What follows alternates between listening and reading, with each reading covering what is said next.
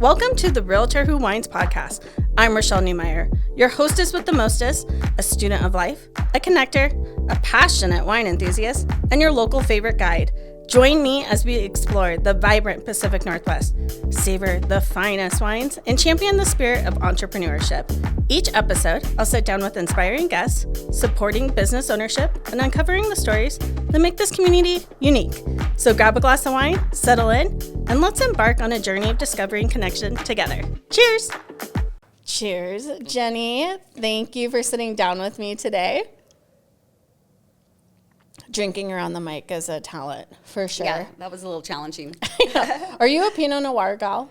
I'm actually a white gal. I prefer Chardonnay. Sure. Oh, you do? Yep. Dang it. Yep. I should have brought a Chardonnay. Because you have a little bit of grape and like vineyard history, right? Yeah, I used to own a vineyard out in South Salem, and it's called Bunker Hill Vineyards. I sold it about 10 years ago now to a Frenchman, and it's managed by Lingua Franca, and they're out in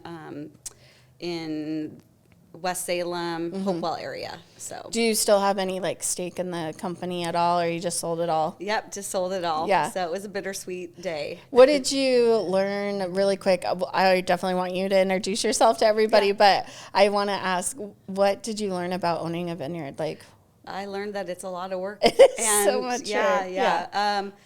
You know, we had some fun times. It was in my backyard, so it was beautiful. It was fun to sit out back, but it's expensive when you're a vintner and you're not a winemaker, because I didn't make the wine. And but I do miss sitting out back on the porch. Totally, but I bet. Don't miss the gravel road getting out there. So. Oh, for sure. Please introduce yourself to everybody so they know who we're talking to today. Well, thanks for having me today. Yes. My name is Jenny Morrow. I am a realtor in Salem, Oregon, and I've been licensed for about 11 years now. I've been with Coldwell Banker Mountain West the whole time. I've never gone anywhere else. We have a great family here and a great support system. And I'm also the 2026 president of Mid-Valley Association of Realtors. Nice. What about leadership within our industry intrigued you? Like, what made you want to like raise your hand and get more involved? Honestly, I was tapped on the shoulder to run for the board of directors for it's MVAR is what we call it, for Mid-Valley. And so I ran for that position and got involved, and a few years later I signed up for Oregon Leadership Academy. I had no really desire to go into leadership, honestly. Yeah. I was thinking my direction was going to maybe be on one of the commissions, like with the city, like city planning type stuff. Yeah. But then I got tapped on the shoulder to be the president. And so I kind of reluctantly said yes in the beginning, but honestly, it's been a lot of growth, a lot of fun. We've had a lot of changes at MVAR over the last year and a half or so.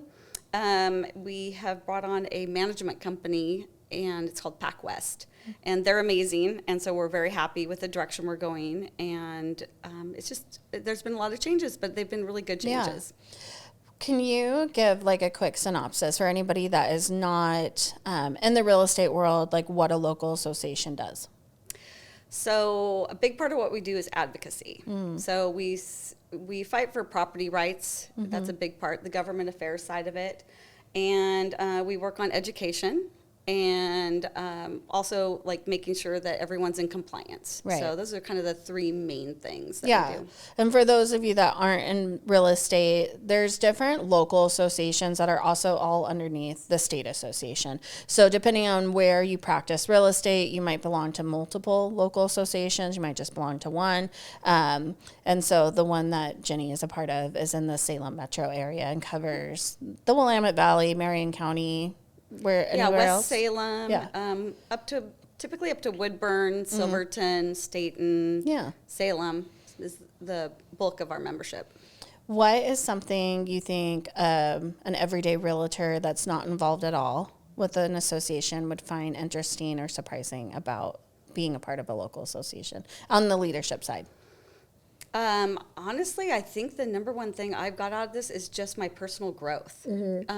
For me, I've learned a lot about the industry, and I've learned a lot about behind the scenes things that happen that I was very unaware of that were going on, just especially on the government affairs side of things.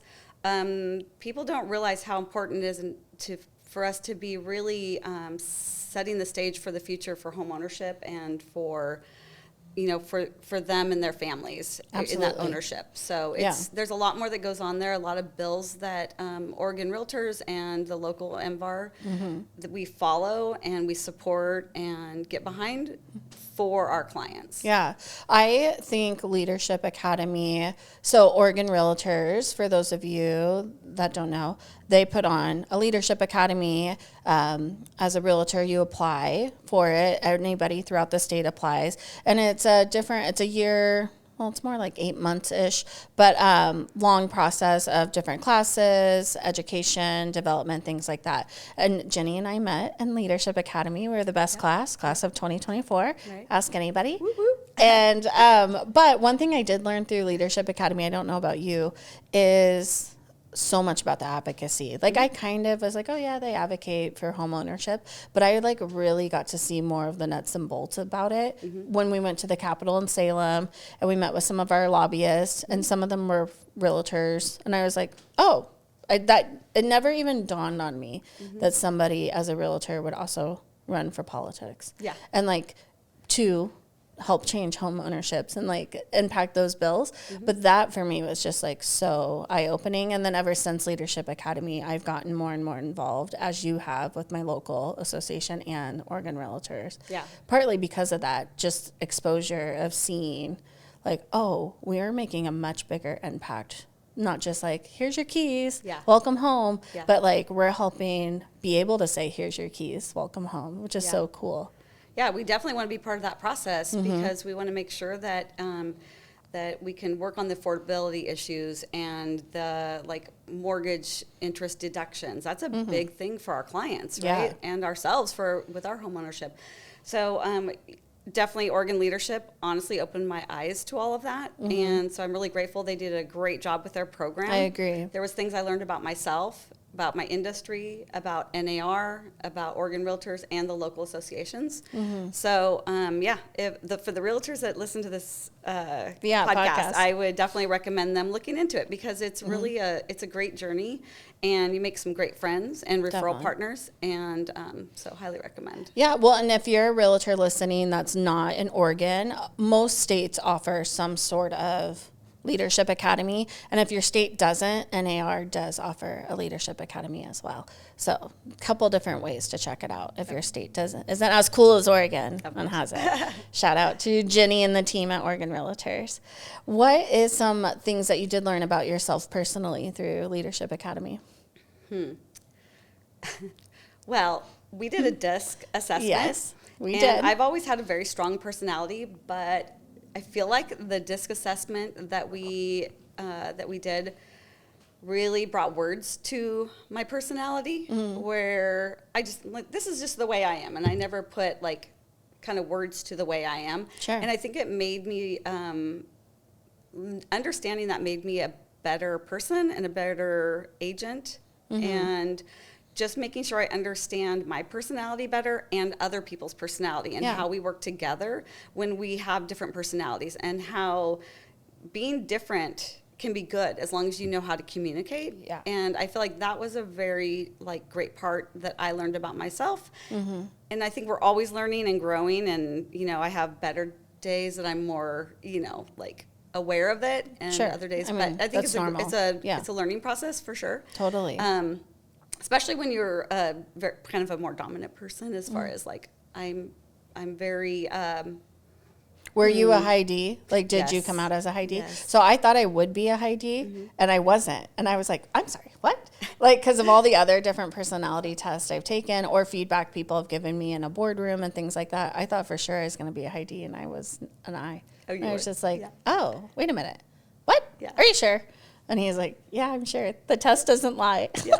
I was a D and an I, so for sure. So, and I had, I've never been in really a true leadership role. I've always just kind of owned my own business, made my own terms. And so really doing that assessment made me just really think about how to communicate with others when we're not necessarily on the same page, but we need to work together. Well, and being in real estate, we have to give a lot of information, explain a lot of processes, explain a lot of forms, and it does help to know how different people receive different types of information. Because sometimes I feel like I'm communicating so well, and then it's clear I didn't, because of what gets said back to me or the confusion that's still happening. And I was like, I don't understand why she's confused. I could have sworn I explained X, Y, Z. So just being self-aware and learning how to re-explain things in different ways really helps for a smooth transaction. Yeah. And especially when you're a person who kind of takes charge of things, making sure you circle back and make sure that the client understands what you were talking about. Yeah. Because this is new to them, and maybe we do it every day, but they don't. And so making sure there's clarity. And I have to say, when I really honestly learned that is a couple years ago, my daughter bought a house, and she was asking questions about like what to do next and escrow and things like that. And I just took over because I was mom, right? Well, and then I was like, wait a minute, like she's growing up. I need to make sure like she understands this process. This is a learning process, and it's not something that people do every day. Right. And you do need to make sure that they understand that. And yeah, when you're a person that kind of takes charge of stuff and just wants to make sure everybody's taken care of, just kind of have to step back for a second and think about that.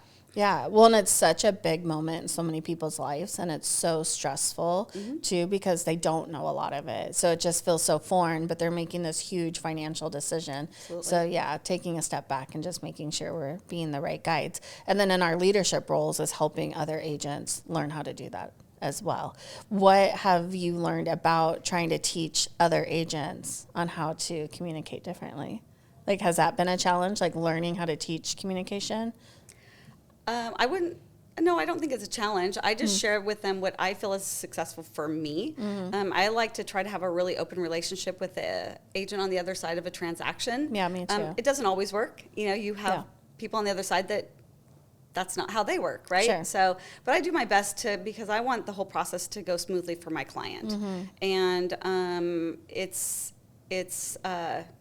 definitely something that you want to make sure that everyone's happy, that your buyer or seller are, happy. I try to reduce the stress for them the best I can. Yeah. Because it is a stressful situation. It's a big purchase or a big sell for them. Yeah. And you just want to do your best to kind of keep everything nice and calm. Yeah.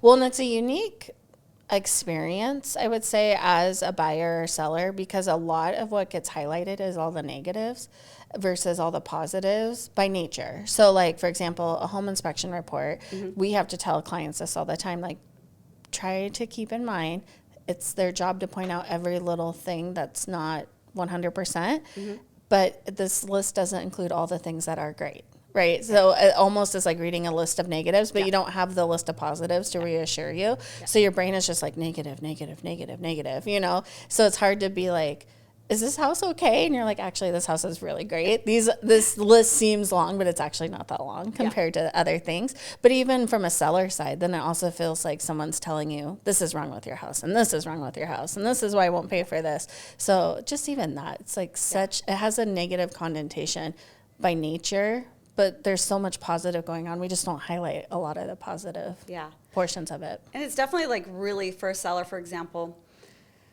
they don't maybe know what's in the attic or crawl space, right? And so, or in the sewer line. Yeah, because who's hanging out in those spots? Nobody. Yeah, so they get this information, and even if they've taken really good care of a place, there's things behind, up in the crawl space that they're unaware of.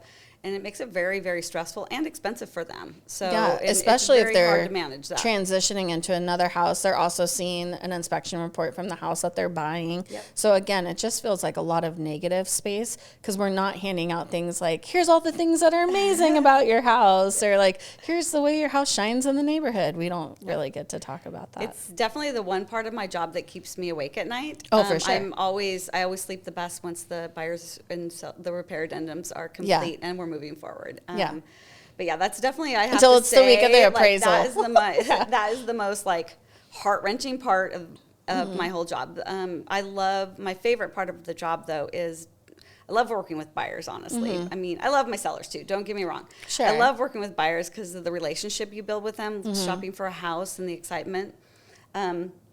especially first-time home buyers, because it's like that first, right? And it's so exciting, and it's very stressful, and you get to walk them through the whole process. So it's definitely, that's, I have to say, my most favorite part. Yeah, well, and you do spend a lot more time with, like, one-on-one time, face-to-face time with buyers than you do with sellers. And so that makes sense that would be, like, the more highlighted spot for you. And also just educating, like, it's always fun to, like, oh, no, did you know this about this house? Or did you know this about this area? Like, it's just so nice to be that person for somebody else. Yeah. I love that, too. Yeah, I mean, and for my buyers, I try after the close, I try to be that resource for them to call. Like, do you need a plumber? Do you need an electrician? Do you need a house painter? Right? Like, I want to be that person that they contact. And I've got a great network of people in the local area that are honest and that I love to refer work to. So. Yeah, I help a lot of people with relocation, and you even helped some of my clients. They live here part-time and they live in another state part-time. And when they came out here, they're at west side of Salem, which I'm not as familiar with as far as like all the shops and things. And they're like, we need a dentist. We need a this. And I was like, Jenny, do you have a dentist? Jenny. So even for other realtors, you're like the go-to resource. Like, who should I tell my clients to go to for this? And you're like, oh, so-and-so at such and such. I was like, okay, great. Thank you.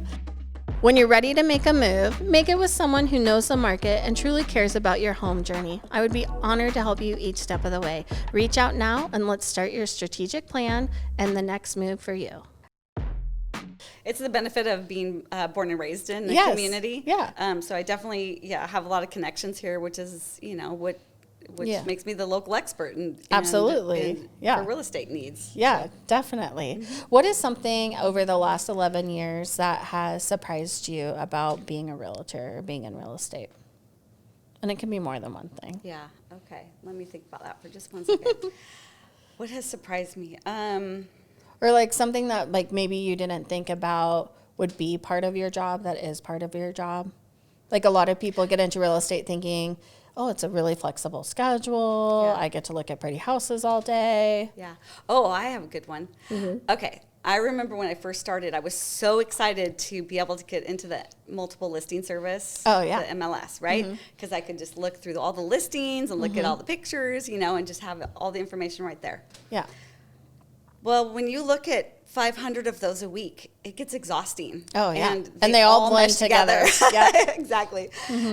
So I would say that was the most surprising, where it's really hard to look through those, because people will say, did you see this house? And when I get really busy, I don't always see all the houses because I'm focused on maybe I'm shopping for a buyer, so I'm putting in all of their criteria, and I'm really deep diving on those. And so I don't have time to go through every single listing, especially in the higher seasons where there's more listings coming on the market. Yeah. And so I would say that is just something that I didn't realize how much time that would take, because that definitely can take. I try to do that in the mornings when I'm fresh and like before everyone kind of gets up and around and calls start coming in, because it's like the only time I feel like I can really focus and look through the pictures and things for my clients.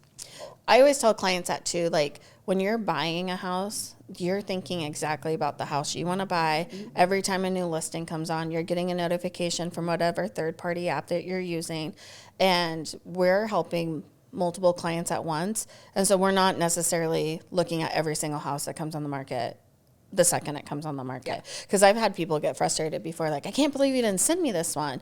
And I was like, well, it's only been on the market an hour, and I happened to be in a meeting when it came on the market. But it's because for you, buying a house is like everything to you, so you're so focused on it. So like you're gonna see, so I just now avoid that elephant in the room, and I just say, you are going to see houses before I do most of the time. That's exactly what I'm telling my clients too, because they have the algorithms on, you know, let's say they're going to homes.com. Like things are going to pop up for them because it's in their search criteria. Right. And homes.com is going to alert them the second it comes on the market. Versus us, we're going to see it when we do sit down and go through the MLS report and like, oh, what's new today? Oh, this would be great for so-and-so. This would be great for so-and-so. Yeah. But yeah, we're not going to know every second as soon as they're not popping up into our feed like when they're looking at the third-party places. So it's definitely a challenge. Yeah. And I try to very much set the stage with my clients, telling them, you are going to see a lot of properties before me. Here's my email address. Just send them over, and then I'll do more of a deep dive. I'll check the location. I'll check if it's on a busy street. I'll check the seller like needs. if it's a cash only. So I'll talk to them like, just send it over, and I will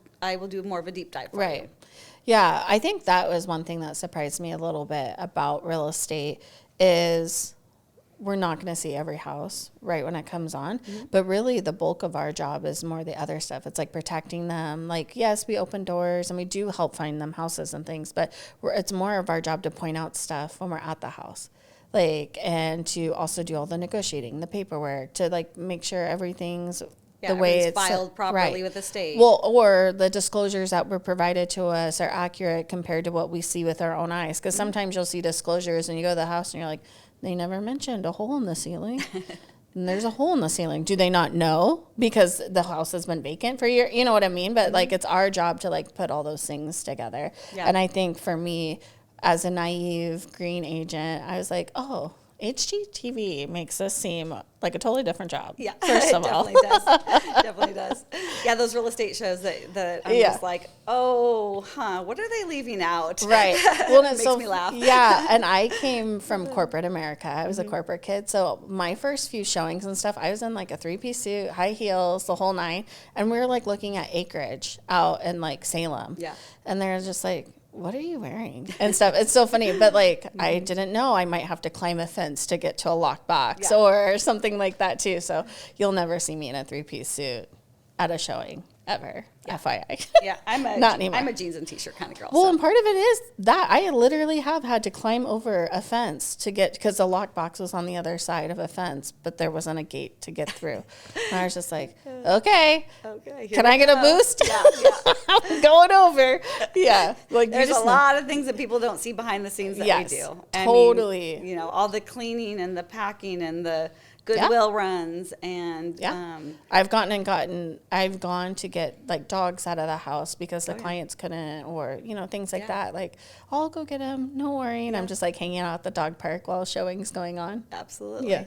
No, I usually try to take a cleaning kit with me in case like a wide erase and some Windex and things. So, I mean, because you want it to present the best it can. And Absolutely. It's very stressful for them. I mean, that is one thing I have to say, like, I've bought and sold plenty of houses myself, and the amount of stress that is just trying to keep the house show ready is so much weight on people's shoulders. Especially if you're living in it. Yeah.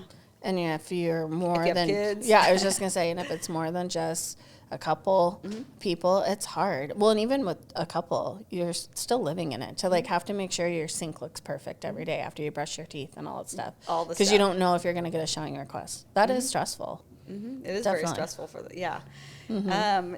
it's definitely, it's been such a fun ride though. I mean, 11 years, I just learn something new every day, and I think that's one of the things that I like the most about this job is that it's never the same. I love just the relationships I get to build with Problem people. solving. I love being around people. I like to have fun, period. So like that is that's my jam. Yeah. That's why we get along so well. That's right. What is some advice you would give to a new agent or somebody that's like, I think I want to get into real estate? Like, what are some questions you ask them to help see if it's the right fit for them? Okay. Well, one thing that always makes me chuckle is that I hear a lot that people get into real estate for the flexibility. And you don't really get a break when you're in real estate if you want to be successful. Yeah. I work 7 days a week, 365 days a year. There is flexibility. Like, I get to travel. Yeah. So, like, for example, next Saturday, I'm leaving for 2 weeks. So I can still take my computer. I can still work. Yeah. I have a great group of people here at Coldwell Banker that help support me when I'm away. So if I have to open a door or something.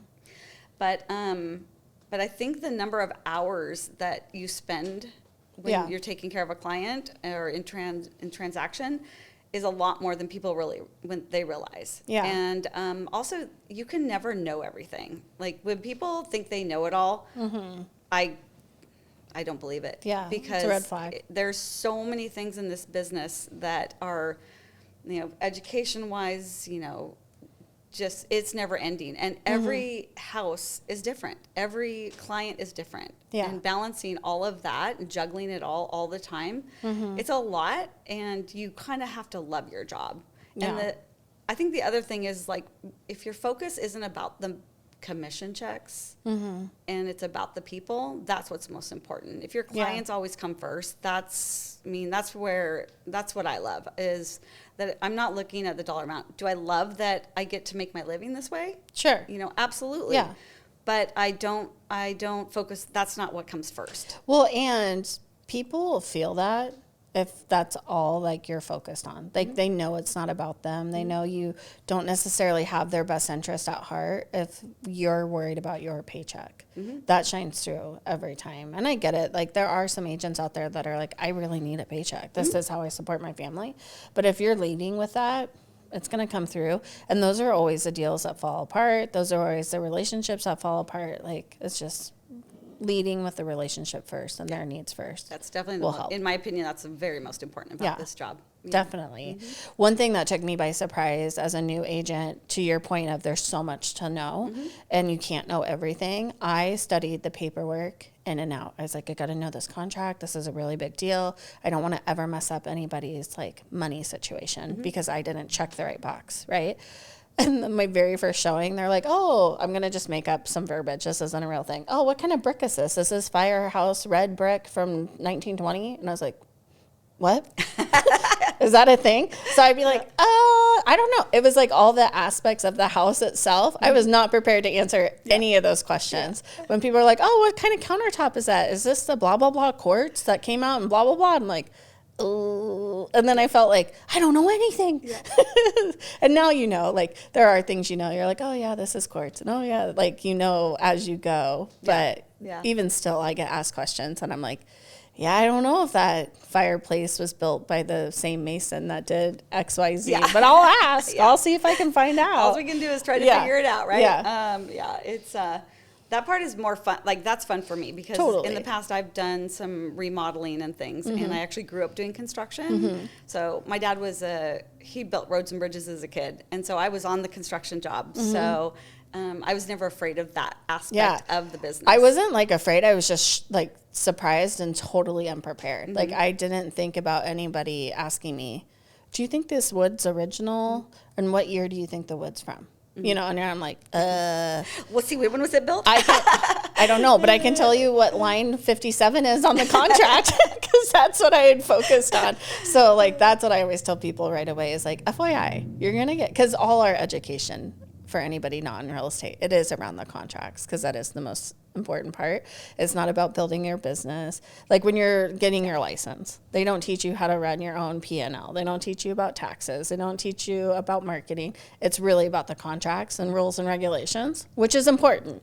But then when you go to your first showing and you get asked a question like that, you're like, no one taught me that. I don't know. And I didn't have a construction background. So I was like, let me find out for you. That became my favorite phrase. I will find out for you. Well, and there's always, like, I think I know quite a bit about the house, and then seriously, I'll have a client that just asks me a question. I'm like, I have no idea. Like, yesterday I was showing a property, and they're like, what is this? And I'm like, I have no idea. Taking a picture. Yeah. You know, that's the one thing I love the AI for, though. I can take a picture, and they can give me suggestions of what it is. Yes. Well, and even with, like, your own listings and stuff, like you said, everything starts to blend together at some point, and we're just human. So sometimes people will be like, where's the well located? And I'm like, I feel like it's on the south side of the house. But then I start questioning myself, and then I feel bad. I'll ask the seller, like, is the well on the south side of the house? They're like, oh, yeah. And then I always think about it way more than they do, where I'm like, oh, they're probably frustrated that I didn't know that. And they probably didn't think twice about it again. Are you tired of looking at the same old home maps multiple times, like 47 times this week, and you still haven't called an agent, and the app still hasn't called you? Hi, it's me, Rashelle. I'd love to show you a home and take the apps out of it. But sometimes I do that, but I'm also trying to confirm because I don't want to give any misinformation, especially when you're under contract. You want to make sure. I want to make double sure that I'm giving the right information. So, yes, I totally get it. What has been a pleasant surprise throughout your journey in real estate? Besides me, of course. Of course. I'm just kidding. No, all the relationships have been great. I've made some really great friends that started as my clients. And so I'm super thankful to have them in my life. I think really kind of that is kind of the big one for me, because that's a pretty important part for me. Real estate's interesting because it can feel very siloed, especially if you're an agent that doesn't have an office or doesn't go into an office often, because you're kind of just out and about in the wild alone. But then for people like us that we both like frequenting our offices, but then we're also heavily involved. For me, real estate is just a huge community. I actually was just telling a colleague about this at Spring Governance. We were walking through Oregon Spring Governance, and I was like, oh, hey. And it's like agents from all over the state. But because I've been involved now for so many years, I was like, this feels like walking through a college campus where like even the people I don't know, I know who they are, or I know like, oh, that's the baseball player, that blah, blah, blah, you know, like, but it's all like realtors, like, oh, that's a realtor from Bend. He's known for ranches or whatever. Like you just know of everybody if you're involved, which is really interesting. So it can really be siloed or heavily community focused. Yeah, you can. And, you know, I very much believe in collaboration, not competition. Totally. So, I mean, my word is my word. And, you know, like if somebody calls me and let's say it's a referral from out of state and, you know, they don't have to do the paperwork that day. I mean, I will never go back on my word. My word is everything to me, and my reputation is. And so I always want to make sure that I'm following with that, because, I mean, that's very important. What people think of me. I mean, I do want to be liked. I mean, I want to have fun. But you have integrity, and you want to be known for your integrity too. I absolutely There's a do. difference. Yeah. I was actually just talking about referral, then I confirmed with her, like, are you okay with this referral fee? And she goes, does anyone ever say no? And I said, sometimes, but also it's just good to establish that, like, I expect a referral fee, because some agents, even though you would think that it's, and for those of you listening that aren't in real estate, for example, like what you just said, like if I had a client that was needing help in Salem and I called Jenny and was like, hey, I have a referral for you. Do you mind paying this referral fee? She's giving me a fee by way of accepting the referral and the business. And so, and we discussed that, and it's a completely negotiable fee. And it's just one way, as a realtor, you can pay Zillow a fee for a referral. Like, so like, it's just a common practice through real estate to pay a fee for a good referral, basically. But anyways, I was telling her, if you don't establish it, some agents will just assume you don't want one and you're just giving a client, which that happens too. There's a lot of times I'm like, oh no, just take it. I made 2 phone calls. Like, I haven't been working with this client long or whatever. And she was like shocked. And I was just like, oh, you haven't been burned yet. And I love that so much, because that means that like you've only worked with really high integrity people. That's good. Yeah. Yeah. And as we learned in OLA, the Brene Brown book that we did a report on. Yes. We were on a team. Clarity is kind. Yes. That was one of the big which is so true. No, it is, because I mean, I think that's something that just being clear about what your intentions are or what your expectations are. Yeah. It clears the field. I mean, it makes everybody just kind of have a clear understanding that there's no questioning. There's no, if people don't get the information straight from the horse's mouth, they're going to make things up in their head. So why not just be clear and it could honest be and so open wrong. about it? Yeah. No, that's so true. What is something that you're hoping for in your future? Like, what are some goals that you have for you, either within leadership or real estate in general? With real estate in general,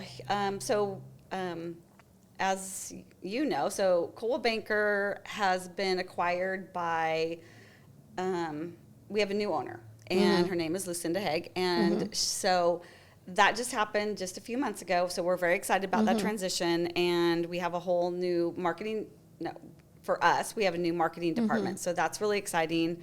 I've been leaning into increasing my marketing, like with a new website, for example.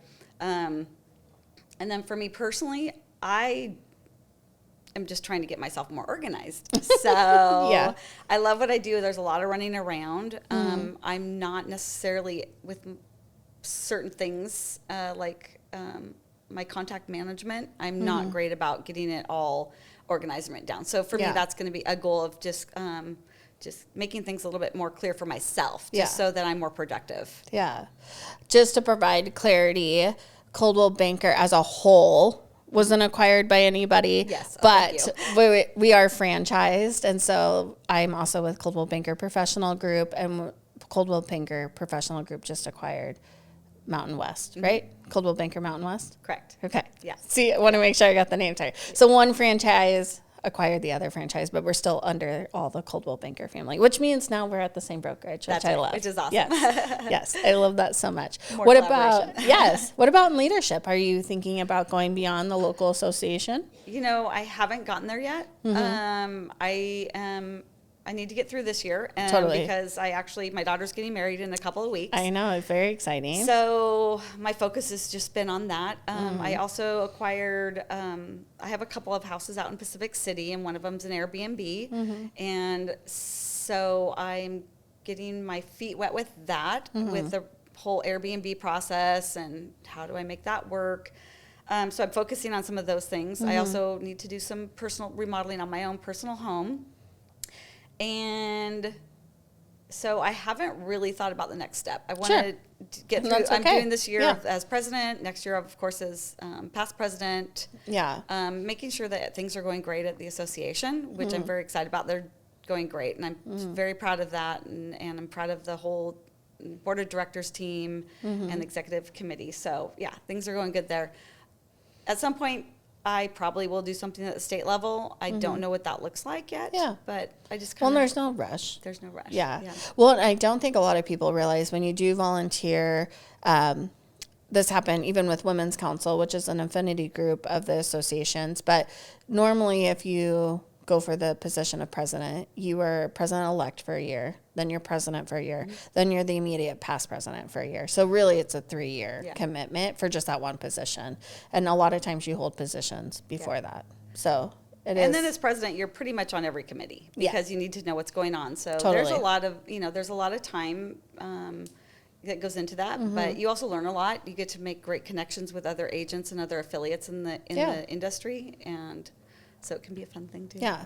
I love being a part of the process, and I know you do too, for elevating the professionalism and education within our industry. Absolutely. It's so important. Yeah. Jinxies. Yeah. Yeah. I personally can't see how people do there's cloud-based brokerages. Because I learned so much in an office being around other people. So, I mean, that's definitely the format I need to have. So I know there's a brokerage for everyone, but like for me, it's like a brick and mortar is very important. Yeah. And because it's about the relationships, you learn and grow when you're around other people. You get ideas, you share your listings. You Can also be like motivating, like if you, very much. because everybody knows if you're in real estate that it can be a little bit of a roller coaster ride when it comes to seasonality, inventory, your own personal business. And sometimes if you're in a valley of your business, but you come into work and there's a couple people, like you're in the office and you're like, oh, well, Jenny is killing it. She's got 5 deals going on right now. I just need to change XYZ. Right? That it's motivating and inspiring. But if you're at home and you just know you're in a valley and that's all you know, then it feels like, well, maybe this isn't for me, or this is a lot harder than I thought it would be, or, it's easy to get stuck in, like I said earlier, the silo. So if you are in a cloud-based brokerage, and this is no discouragement towards them, just get involved with your local association or an affinity group, or try and find other ways to connect with realtors outside if you don't have a brick and mortar. Yeah. I think people in general don't understand how important it is to have relationships with other real estate agents. Totally. When you're on the other side of a deal with somebody and you know them, I mean, I personally find it very helpful. I think the communication is better. The stress level comes down. It does. Yeah. The negotiating of like the repairs, there's, there's a lot of things that are very beneficial for working with somebody that you know. Yeah. And so I would love to see more agents coming to the general membership meetings, coming to some of the social things that we do. Just getting to know one another, because it does make it more fun also. Yeah, for sure. Well, and like I said, it really lowers that stress level. Like if you and I are in a deal together, even when we weren't at the same brokerage, it's just almost a peace of mind. Like, oh, I know the other side's going to communicate great. I know the integrity's there. They're going to be very forthcoming with anything important. You know, like it's just totally different when you know the other side of the transaction versus negotiation tactics and all these like games and stuff. It's like, I don't want to play mind games. I just want to help my clients get a home. Right. I want to help your clients get out of their home, like in the most fair way possible. Absolutely. Yeah. Yeah. I love that you took time to be with me today. Thank you. I appreciate it so much. Cheers to Cheers. you. Thank you. Thank you. I know. Drinking around a mic is an acquired talent. An acquired talent or a practice talent. Yeah. Cheers. Thank you, everyone, for listening and watching. I'll see you next week.